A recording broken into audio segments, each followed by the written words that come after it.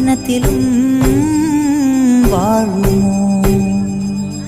வெளிச்சத்தை தரும் என்ற ஏற்றிய தீபம் ஊர் முழுவதையும் எரித்து விட்டு தீயாயானதேனோ?